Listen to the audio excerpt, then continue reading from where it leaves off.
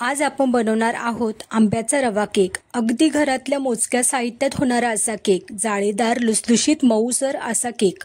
चला तर मग मी इथे हा रवा घेतलेला आहे। हा रवा जाडसर आहे, त्याला मी मिक्सरला बारीक करून घेतला। 1 वाटी रव्याला मी 1 वाटी आमरस टाकलाय। आता मी छान हे मिक्स करून घेणार आहे आणि 10 मिनिटं हे असंच भिजत ठेवणार आहे। इथे मी एक जाड पुडाचा टोप घेतला आहे आणि तिथे खाली मी आता मीठ टाकणार आहे आणि त्याच्यावरती झाकण ठेवून मी हे 10 मिनिटं प्रीहीट करायला ठेवणार आहे। आता इथे मी अर्धी वाटी तेल घेतले, त्यामध्ये मी अर्धी वाटी दही टाकणार आहे आणि त्याच्यामध्येच 1 वाटी आपण याच्यामध्ये साखर टाकून घेऊया। त्याच्यानंतर आपण 1 चमचा व्हॅनिला इसेन्स याच्यामध्ये ॲड करू। आता हे सर्व काही जिन्नस छान मिक्स केल्यानंतर आपण हे सगळं बॅटर जे आपण रव्याचं बॅटर केलेलं होतं त्याच्यामध्ये मिक्स करून घेऊ। बघा तर हा रवा कसा घट्टसर झालेला आहे। हा बॅटर आपण याच्यामध्ये मिक्स करून घेऊ आणि छान हलक्या हाताने हलवून घेऊ। आवश्यकतेनुसार तुम्ही याच्यामध्ये 1 वाटी दूधही टाकू शकता।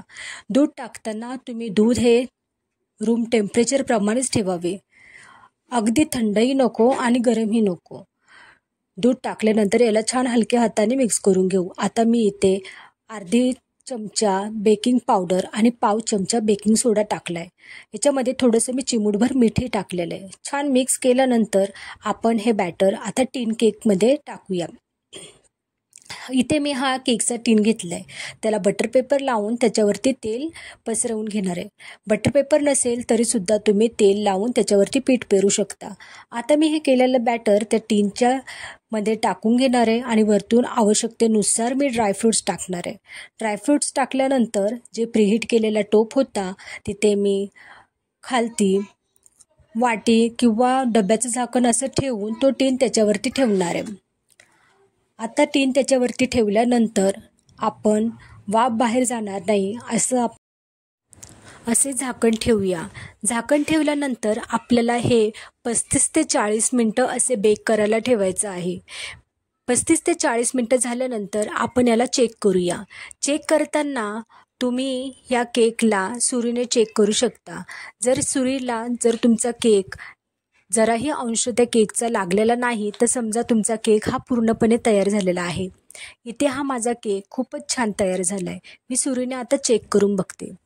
सुरीने चेक करून बघितलं, माझा केक खूपच छान झालेला आहे।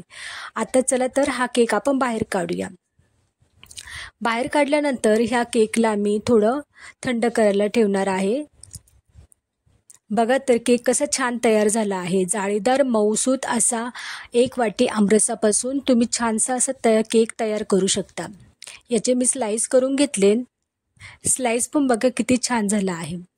तुम्हाला जर माझी रेसिपी आवडली असल्यास माझ्या चॅनलला लाईक अँड सबस्क्राईब करा आणि प्लीज रेसिपी ही शेअर करा।